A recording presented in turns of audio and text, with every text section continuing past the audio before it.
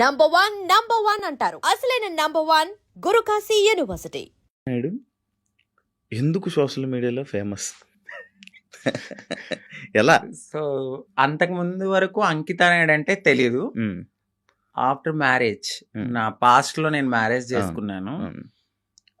ఆ టైంలో సో బాగా వైరల్ అయిపోయింది ఆ వీడియో అనేది. ఒక ట్రాన్స్ ఒక అబ్బాయి బాగా మ్యారేజ్ చేసుకున్నారు పబ్లిక్ లో అనేది చాలా ఫేమస్ అయిపోయి వైరల్ అయిపోయింది ఆ వీడియో. దాని తర్వాత మా కమ్యూనిటీ నుంచి స్నేహ గారు నన్ను ఇంటర్వ్యూ చేశారు. దాని తర్వాత సో సో సో చాలా మంది చేశారు, చూసాను ఇంటర్వ్యూ, చూసాను మీ కపుల్ ఇంటర్వ్యూ అప్పుడే దానివల్ల ఫేమస్ అయిపోయారు. చాలా ఇప్పుడు నార్మల్గా మ్యారేజెస్ అంటే మీరు ఎందుకు నమ్ముతున్నారు?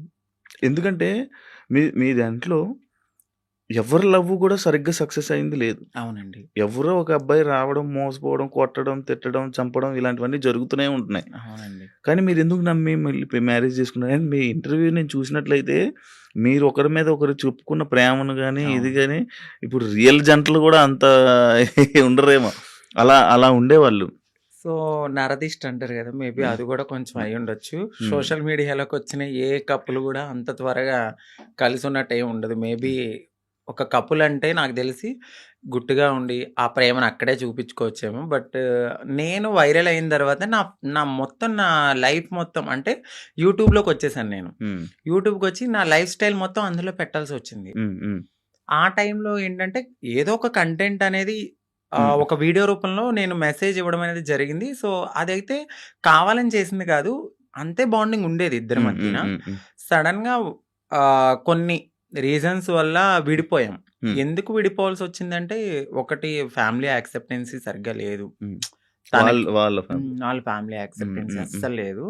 ఇంకొకటి నేను ముందుగానే చెప్పాను, నేను ఎప్పుడైతే నేను మా అమ్మగారికి ఇల్లు కడతానో సో అప్పటి వరకు ఆగమనే చెప్పాను. నేను అప్పటి వరకు నేను కొంచెం కష్టపడాలి. ఇప్పుడు నువ్వు వచ్చావు కదా అని నేను రాలేను, ఎందుకంటే ఇట్లానే అవుతుంది, ఆఫ్టర్ బ్రేకప్ అయిపోతుంది. సో నేను మళ్ళీ నా పాస్ట్కి వెళ్ళలేను కాబట్టి కొంచెం టైం ఇవ్వు అని చెప్పాను. ఆ అబ్బాయి అన్నీ ఓకే అన్నాడు. నేను కమ్యూనిటీ వర్క్స్ చేస్తానని చెప్పాను, ఇలా కమ్యూనిటీలో ఉంటాను కొన్నాళ్ళు, మనం సెటిల్ అయ్యే వరకు. దాని తర్వాత మా పెద్దవాళ్ళకి చెప్పి మనం హ్యాపీగా మన లైఫ్ లీడ్ చేద్దాం, నేను ఇల్లు కట్టుకోవాలి మా అమ్మగారు. దాని తర్వాత నేను మ్యారేజ్ చేసుకున్నాం. ఒక 1.5 year బాగానే ఉన్నాం. దాని తర్వాత ఇంకా రోజు ఇంకా తాగడము, ఎందుకు ఇట్లా అందుకట్లా చిన్న చిన్న ఇష్యూస్, గొడవలు అవి పెద్ద పెద్ద అయిపోయాయి. అయితే ఈ బ్రేకప్ టైంలో ఎక్కువ వీడియోస్ పెట్టడం అంకిత కావాలని చేస్తుందా? ఎందుకు అంత ఎమోషనల్ అయిపోతుంది? ఎందుకు సోషల్ మీడియాలో అంత ఏడుస్తూ వీడియోలు పెట్టాల్సిన అవసరం ఏంటి అని క్వశ్చన్ చేశారా? మీ వరకు వచ్చిందా? ఏమో మీ సమాధానం? సో ఎందుకంటే అది నా మనసుకు తగిలింది. నేను సోషల్ మీడియాకి కూడా వచ్చేదాన్ని కాదు, చెప్పేదాన్ని కూడా కాదు. ఒకానొక సిచ్యువేషన్లో అది నాకు నెగిటివిటీ వచ్చేసింది. తినే ఏదో చేసింది, తినవల్లే బ్రేకప్ అయింది అని నెగిటివిటీ వచ్చింది.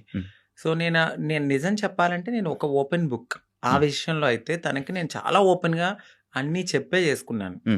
సో చెప్పి చేసుకున్న పర్సన్ తను ఎప్పుడైతే కొన్నాళ్ళ తర్వాత లగ్జరీ లైఫ్కి అలవాటు పడ్డాడు, ఆ తర్వాత జాబ్ పోయింది. ఒక 11 months వరకు నేనే చూసుకున్నాను. బిఫోర్ కూడా నేనే రెంట్ కట్టేదాన్ని, కార్ ఈఎంఐలన్నీ నేనే, ప్రతిదీ నాదే. ఆయన జాబ్ చేసుకుని వాళ్ళ ఫ్యామిలీని చూసుకునేవాడు. సమ్ టైమ్స్ ఎప్పుడైనా రెస్టారెంట్స్ అట్లకి వెళ్ళినప్పుడు ఖర్చు పెట్టే అతను. 11 months అనేది జాబ్ పోయింది. ఇంకా నాకు ప్రెషర్ ఎక్కువైపోయింది. ఇటువైపు ఇల్లు కట్టిన ఒక గోల్డ్ ఉంది అక్కడ, అదంతా విడిపించాలని చెప్పి నేను తనకి ముందే చెప్పాను. సో డ్రింక్ చేయడము, ఇదే విషయంలో గొడవ అవ్వడము. దీనికి ముందే నాకు తెలియదు, రీసెంట్గా తెలిసింది. నన్ను మ్యారేజ్ చేసుకున్న 3 monthsకే వేరే అమ్మాయిలతో కూడా ఉన్నారని చెప్పారు. సో ఆ రికార్డ్స్ కూడా నా దగ్గర ఉన్నాయి. బట్ నేను ఎందుకంటే అంతా అయిపోయిన తర్వాత మనకు అనవసరం అనిపించింది. ఇవన్నిటిని ఒక పక్కన పెడితే నాకు ఒకానొక సిచ్యువేషన్లో తను రెడ్ హ్యాండెడ్గా అంటే మా కమ్యూనిటీ వాళ్ళు ఎవరైతే ఉన్నారో వాళ్ళలో నా కోడల్ని నేను ఇలా వస్తున్నాను అని చెప్పడము, నేను తన్ని చేజ్ చేయడము, పట్టుకున్నాను, సో పరిగెత్తేశాడు. ఇవన్నీ నేను చూసి నా మైండ్ అనేది ఒక్కసారిగా మాకు అవసరం లేదు, ఈ కమ్యూనిటీలో ట్రాన్స్లోనే ఉండాలి, మమ్మల్ని మేము ఎంత అందంగా మార్చుకున్నా వాళ్ళు కొన్నాళ్ళే ఉంటారు. సో వద్దు సింగిల్‌గా ఉండడం బెటర్ అనిపించింది. హ్మ్. దాని తర్వాత నేను సోషల్ మీడియాలో నేనే పోస్ట్ పెట్టాను. హ్మ్. వద్దు అంటే నన్ను కలవడానికి 2 టైమ్స్ అట్లా ప్రయత్నించారు. ప్రయత్నించాడు. బట్ నాకు మనసుకి తగిలిందది. ఎందుకంటే ప్రతిసారి నేను యాక్సెప్ట్ చేయడము, హ్మ్. ఇది మా ఇద్దరి మధ్యన జరగడము, వాళ్ళ ఫ్యామిలీకి చెప్పడము, మా ఫ్యామిలీకి చెప్పడము, మీ చావు మీరు చావండి అనడము, హ్మ్. ఇవన్నీ నేను ఇంకా తీసుకోలేకపోయాను. హ్మ్. హ్మ్. నేను మారింది నా కోసం, హ్మ్. నా సెల్ఫ్ నేను ఆనందంగా ఉండడానికి. హ్మ్. ఎందుకు దీంట్లోకి దూకానా? హ్మ్. ఇంకొకటి కమ్యూనిటీలో అందరికీ ఒక రోల్ మోడల్ అనుకున్నారు. హ్మ్. హ్మ్.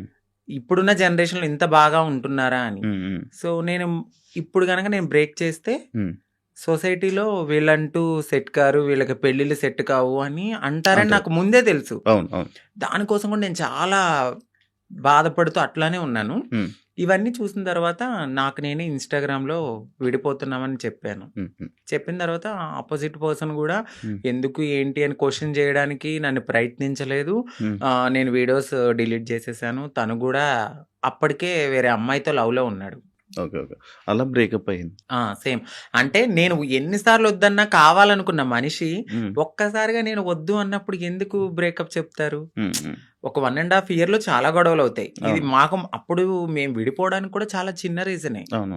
దానికి ముందు చాలా పెద్ద రీజన్స్ ఉన్నా మేము కలిసే ఉన్నాం. ఓకే. అప్పుడు కలవాలి అని ఒక పర్సన్ మన ముందు బతిమలాడిన మనిషి ఒక్కసారిగా ఎందుకు వదిలేసుకున్నాడు? బ్రేకప్ అంటే వదిలేసారు డైరెక్ట్‌గా. దానికి తనకెక్కడో కనెక్ట్ అయ్యాడు. హ్మ్. హ్మ్. ఇక్కడ వదిలించుకోవాలనుకున్నారు. తను గూడా ఏం చేశారంటే అక్కడ అమ్మాయిని కనెక్ట్ అవ్వడానికి హ్మ్. కమ్యూనిటీలో ఎవరితోనో రిలేషన్‌కి పరిగెత్తినట్టుగా నన్ను నమ్మించాడు. ఓకే. సో, అక్కడ నా మనసు బ్రేక్ అయిపోయింది. ఓకే. తర్వాత తెలిసింది. ఇలా జరిగాయి. హ్మ్. కాదు అప్పుడు మరి ఫేస్ మీద దెబ్బలు కొట్టడం అవన్నీ ఏవో ఉండే గదా! దెబ్బలుండే ఫేస్ మీద ఏవో దెబ్బలతో ఒక వీడియోస్ ఉండే. హ్మ్. అవేంటవి ఆయన కొట్టినవా? లేకపోతే ఏం జరిగిందది? ఆహ్, ఇక్కడ దెబ్బ తగిలింది. దెబ్బలు తగిలింది అంతా ఫేస్. సంథింగ్ ఆయనైతే కొట్టలేదండి. ఓకే. సో, అది అబద్ధము. ఇక్కడ దెబ్బ తగిలింది అనడానికి నేనప్పుడు ప్రతిసారి మన ఐబ్రోస్ చేయించుకోవడానికి స్క్రబ్బింగ్‌కి వెళ్ళేదాన్ని. ఆ టైంలో నాకది రిఫ్లెక్ట్ అయిందంతే. అచ్చా! ఈ ఫేస్ ఇంతలాగా అయిపోవడం అందులో ఏడ్చి ఏడ్చి ఫుడ్ ఫుల్ లేదు. ఫుడ్ లేదు. కానీ అది కొట్టేసారేమో దానికి ఇది ఇబ్బంది అనుకున్నారు. పెట్టేసారేమో అవును. ఇదైపోయిందేమో అని అనుకుండే లేదు. ఆయన ఏం కొట్టలేదు. మీకదే ఫస్ట్ లవ్వా? అంటే అదే ఫస్ట్ లవ్ అనుకోవచ్చు. హ్మ్. హ్మ్. అదే ఫస్ట్ లవ్. అంటే బిఫోర్ ఒక లవ్ ఉండేది. హ్మ్. అది అక్కడ దాకా రాలేదు. అంటే ఇంకా ఇది లవ్ కామన్ అనిపించింది ఇంకా. కానీ పెళ్లి వరకు రావడం అనేది ఇదే. ఇదే ఫస్ట్ పెళ్లి వరకు. ఇప్పుడు ఇద్దరి అభిప్రాయాలు కలుస్తాయి. కలిసిన తర్వాత మాట్లాడుకుంటాం. మాట్లాడుకున్న తర్వాత కొన్ని రోజులు ట్రావెల్ అయ్యాక ఓకే. నీవు నాకు సెట్ అవ్వలేదు వదిలేసుకుందాం అనుకునేది ఒకలా ఉంటది. ఇటు పబ్లిక్ వచ్చేసి హ్మ్. మనము కామన్ అయిపోతాం వాళ్ళకి. అవును. రోజు కనబడతాం. ఆ! ఒక్కసారిగా పర్సన్ పక్కన లేకపోయేసరికి ఎందుకు అని వాళ్ళు క్వెషన్ చేయడం అనేది రైటే ఉంటది. హ్మ్. సో, ఇక్కడ దాకా ఆ పర్సన్ అయితే ఉన్నారంతే. కాదు అదే ఇందాక నేను ఒక పాయింట్ అడిగాను. ఏదైతే అబ్బాయిల దగ్గర నుంచి మనకి పూర్తి ప్రేమ దొరకదని తెలుసు మీకు. తెలుసండి. డబ్బుల గురించి వస్తారని తెలుసు. అవును. కానీ ఎందుకు నమ్మి దగ్గరికి తీసుకొని మోసపోయి మళ్ళీ ఏడడం? గొర్రె కసాయవాడిని ఎందుకు నమ్ముతుందంటే నేనేం క్వెషన్ చేయగలను. గడ్డి పెడతారు, తీసుకెళ్తారు, ఫుడ్ పెడతారు. తర్వాత వాళ్ళనే చంపేస్తారు. ఏది గొర్రెని. అలా అని చెప్పి ఆ గొర్రె ఎళ్ళకుండా ఉంటదా? అయ్యో! ఫుడ్ ఎందుకు పెడుతున్నాడో, ప్రేమగా పెడుతున్నాడేమో తినడానికి వెళ్దాము. దానికి తెలీదు. తర్వాత నేనే మీరు బలైపోతాను. తిన్నారు. మమ్మల్ని తినడానికి వచ్చారు. సో, మా లైఫ్‌లో గూడా అట్లనే జరుగుతది. హ్మ్. తెలుసు. హ్మ్. ఎందుకంటే తల్లిదండ్రుల ప్రేమ ఉండదు. హ్మ్. ఫ్రెండ్స్‌తో ఎవరితోన్నా మాట్లాడినా గూడా, "ఏయ్! తనెందుకు మారిపోయాడు గదా! అట్లా ఇట్లా నువ్వెందుకు మాట్లాడుతున్నావు? హ్మ్. నీకేమన్నా రేపొద్దున్న బ్యాడ్ రివ్యూ వస్తదేమో" అని చెప్పి ఫ్రెండ్స్ ఎక్కువ మాట్లాడరు. సొసైటీ యాక్సెప్ట్ చేయదు. ఈ టైంలో ఎవరో ఒకళ్ళు మమ్మల్ని దగ్గరికి వస్తారనమాట. ఓకే. మాకు ఈ ప్రేమ దొరుకుతుంది. జెన్యూన్ ప్రేమేమో అని నమ్ముతాం. నమ్మి దగ్గర తీసుకుంటాం. తనకయ్యిందని చెప్పి నాకవ్వాలని లేదు కదా అని గొర్రెలుగా నమ్మేసి ముందుకెళ్ళిపోయి తర్వాత బలైపోతాం. ఇప్పుడు అమ్మలతో ఉండట్లేదా? అంటే హైదరాబాద్‌లో నేనే ఉంటున్నాను. ఇంటి దగ్గర ఇల్లు కట్టాను. సో, కట్టేసారు. అక్కడ మమ్మీ ఆళ్ళు, ఫ్యామిలీ అంతా అక్కడే ఉంటారు. ఇప్పుడెలా డబ్బులు? ఇప్పుడు నేను నార్మల్‌గా అయితే యూట్యూబ్ మీద హ్మ్. యూట్యూబ్ బేస్ చేసుకున్నాను. దానికి బిఫోర్ నుంచి నేను కమ్యూనిటీ వర్క్స్ చేస్తూ నేను సెటిల్ అయిపోయాను. ఫైనాన్షియల్‌గా అయితే ఇప్పుడు నేను చాలా బాగా సెటిల్ అయ్యి ఉన్నాను. యూట్యూబ్ చేస్తున్న ఇన్‌కమ్ అట్లానే ఎంత కొంచెం వస్తుంది యూట్యూబ్ నుంచి? ఇప్పుడైతే 1.2 అట్లా యూట్యూబ్ వస్తుంది. నుంచి బిఫోర్ ఇంకా ఎక్కువ వచ్చేది. ప్రమోషన్స్ అవన్నీ ప్రమోషన్స్ చెయ్యట్లేదండి నేను. చేయలేదు. ప్రమోషన్ నార్మల్ ప్రమోషన్స్ అమ్మాయిలకు సంబంధించిన బిఫోర్ చేశాను, అసలు చెయ్యట్లేదు నేను. ప్రమోషన్స్. నేను నో పెయిడ్ ప్రమోషన్స్ అని కూడా పెట్టాను. అవును చూసాను నేను. ఆ, ఒక- ప్రమోషన్స్ చేయరు, ఆ, ఓన్లీ యూట్యూబ్ నుంచి 1.5 lakh 1.2 lakh. 1.2 ఒక 2 months నుంచి అయితే మాత్రం నేను సరిగ్గా ఈ వీడియోస్ చేయట్లేదు. 12,000 13,000 అట్లనే వస్తున్నాయి. అంటే ఒక త్రీ మంత్స్ నుంచి. ఓకే. దాని బిఫోర్ నేను బాగా చేసేదాన్ని. అవును. 1.2 మ్యాక్స్, అది 1.5 మధ్యలో. ఇప్పుడు రెవెన్యూ ఇంకేం లేదు. ఈవెంట్స్కి ఏమైనా వెళ్తారా?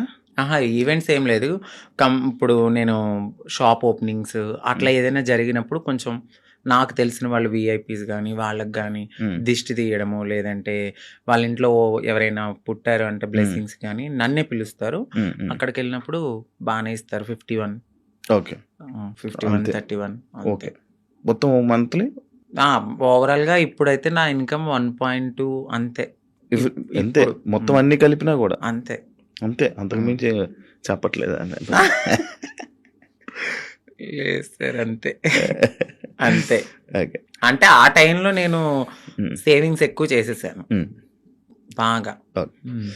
ఒకప్పుడు అంకిత నాయుడు వీడియోస్ చూస్తున్నప్పుడు అంటే లైక్ బిఫోర్ బ్రేకప్ కానీ బిఫోర్ ఇది కానీ ఫేస్ ఒకలా ఉండేది. ఇప్పుడు చాలా చేంజెస్ అయిపోయి. అవునండి. ఎందుకు అన్ని చేంజ్ చేసుకుంటున్నారు? అంటే ఎందుకు చేయించుకున్నానంటే నేను ఒక పుట్టడం అనేది అమ్మాయి తత్వంతో ఉన్న ఒక అబ్బాయిగా పుట్టాను.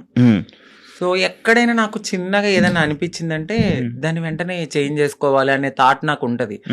నాకు నేను ఒక పుట్టడం ఒక అబ్బాయిగా పుట్టిన నా మనసు అమ్మాయి అంటే ఇప్పుడు ఒక గొంగళ పురుగు ఉంటది, తన జీవితం ఎట్లా ఉంటది, చాలా చిరాగ్గా కనిపిస్తుంది. కానీ ఒక్కసారి తనకి మారినప్పుడు ఒక అందమైన సీతాకోక చిలుకగా మారుతుంది. సో నేను పుట్టినప్పుడు కూడా ఒక గొంగళ పురుగు లాగానే ఫీల్ అయ్యాను. నేను ఒక అందమైన సీతాకోక చిలుక అవ్వాలి అనేది నా మనసులో ఉంది. దానికోసం నేను ప్రయత్నించాను. డెఫినెట్లీ నేను సక్సెస్ అయ్యాను నేను అనుకుంటున్నాను. అంటే మీరు అన్నారు ఎందుకు ఇవన్నీ చేయించుకుంటున్నారు అని. నేను ఒక పరిపూర్ణమైన అమ్మాయిలా కనపడినా ట్రాన్స్ ఉమెన్ అనే అంటారు. బట్ నేను ఫీల్ అవుతాను ఒక అమ్మాయి పక్కకు వెళ్ళినప్పుడు ఓ అమ్మాయి కన్నా చాలా బాగుందిరా అనే ఫీల్ నాకు అనిపించినప్పుడు నేను సాటిస్ఫై అయిపోయాను. కామెంట్ వేయాలి. ఆ కామెంట్ కి నేను హ్యాపీగా ఫీల్ అయ్యి అమ్మాయి హ్యాపీ నేను ఇంత మారినందుకు. ఓకే. ఇప్పుడు సీతాకోక చిలకలకు రెక్కలు వస్తే ఎగిరిపోదామనా? వెళ్ళిపోతా డెఫినెట్లీ. ఎక్కడికి? ఎక్కడికో ఒక చోటకి, మమ్మల్ని యాక్సెప్ట్ చేసే చోటకి. అయితే ఇప్పుడు మొత్తం అంతా ఇంకా చేంజెస్ చేస్తూనే ఉంటారు అలాగా? అంటే జా చేయించుకున్నానండి, లిప్స్, నోస్ చేయించుకున్నాను, ఫోర్ హెడ్ చేయించుకున్నా, నడుం చేయించుకున్నా, ఇంకా ఫుల్లీ ఫిమేల్ లాగానే అన్ని చేయించేసుకున్నాను. మొత్తం అన్ని చేయించేసుకున్నారు కదా. ఇష్యూస్ రావా ఏమి? అంటే ఏం లేదు. ఇప్పుడున్న టెక్నాలజీ ప్రకారం అయితే ఎటువంటి ఇష్యూస్ అయితే లేవు. అది శృతి మించితే ఇప్పుడు నేను చేయించుకున్న దానికి ఓకే. ఇంకా ఎక్కువ మనము ఎనర్జీ ఎక్కువ తీసుకుని మన బాడీని వీక్ చేసేసుకుని ఫుడ్ అనేది ఎక్కువ బాగా తినకుండా ఇలా ఉంటే చాలా ప్రాబ్లమ్స్ అయితే ఉంటాయి.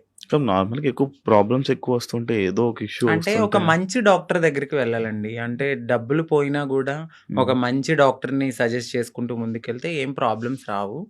బట్ అది కూడా ఎక్కువ బేర్ చేయరు ఎవరు. చాలా పెయిన్ఫుల్, అది చాలా నరకం. తాగడానికి ఉండదు, తినడానికి ఉండదు, గాలి పీల్చడానికి ఉండదు. ఇక చెప్పలేము ఆ బాధలన్నీ. ప్రియాంక నీ ఫ్రెండేనా? అవునండి. మాట్లాడతారా? మీ ఇద్దరు అనుకునే చేయించుకుంటుంటారా ఏదైనా? లేదండి. ఎందుకండి? తను చేయిస్తుంది, దాని తర్వాత మరి మీరు చేయించుకుంటారా? Same treatments. చెప్పాను కదా, అందంగా ఉండడము అనేది మాకు ఉంటది ఆ మనసులో. ఎక్కడ మేము ఒక అమ్మాయిలాగా ఉండాలి, ఎంత మారినా ఉంటది జనాల్లో మీరు అలాగా మీరు ఇలాగా అని. బట్ అనేవాళ్ళు అంటూనే ఉంటారు, మనం మనలాగానే ఉండాలని నేను అనుకుంటాను.